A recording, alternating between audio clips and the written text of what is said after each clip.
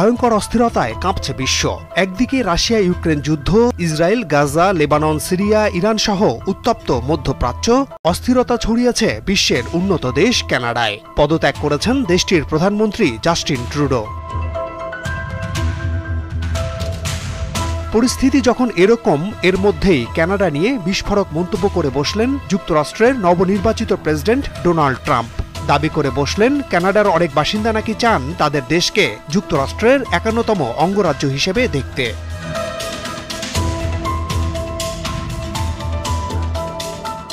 কেন তিনি এই মন্তব্য করলেন তা জানতে বিষয়ের একটু গভীরে যাওয়া যাক। আগামী ২০ জানুয়ারি যুক্তরাষ্ট্রের প্রেসিডেন্ট হিসেবে দায়িত্ব গ্রহণ করতে যাচ্ছেন ডোনাল্ড ট্রাম্প। বেশ আগেই তিনি ঘোষণা দিয়েছিলেন কানাডা থেকে আমদানি করা পণ্যের ওপর ২৫% শুল্ক আরোপ করবেন তিনি।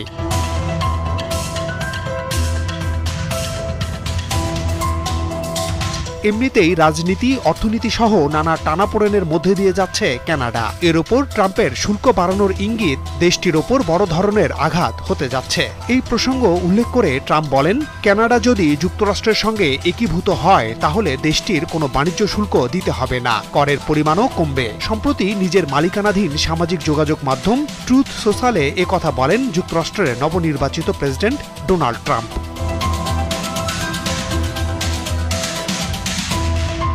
ট্রুথ সোশ্যালে ট্রাম্প লিখেছেন, কানাডার অনেক মানুষ যুক্তরাষ্ট্রের ৫১তম অঙ্গরাজ্য হতে চান। যুক্তরাষ্ট্র ও কানাডার মধ্যে যে বিশাল বাণিজ্য ঘাটতি রয়েছে এবং কানাডার টিকে থাকতে যে ভর্তুকির দরকার তার ভার আর বইতে পারবে না যুক্তরাষ্ট্র। জাস্টিন ট্রুডো এটা জানতেন, তাই তিনি পদত্যাগ করেছেন, এমন দাবি করেছেন ডোনাল্ড ট্রাম্প।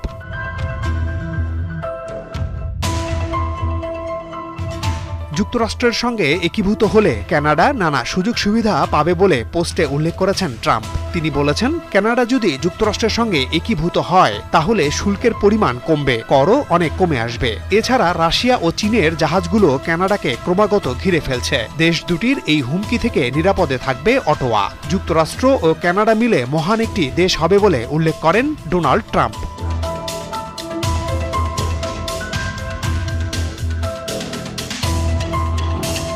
$৯,৯৩,৫০৭ বর্গ কিলোমিটার আয়তনের কানাডা বিশ্বের দ্বিতীয় বৃহত্তম দেশ। দেশটি গ্রেট ব্রিটেন থেকে স্বাধীনতা লাভ করে ১৮৬৭ সালে। একটি স্বাধীন, সার্বভৌম এবং প্রতিবেশী রাষ্ট্র সম্পর্কে ট্রাম্পের এমন মন্তব্য কতটা দায়িত্বশীলতার পরিচয় দেয় তা এক প্রশ্ন বটে।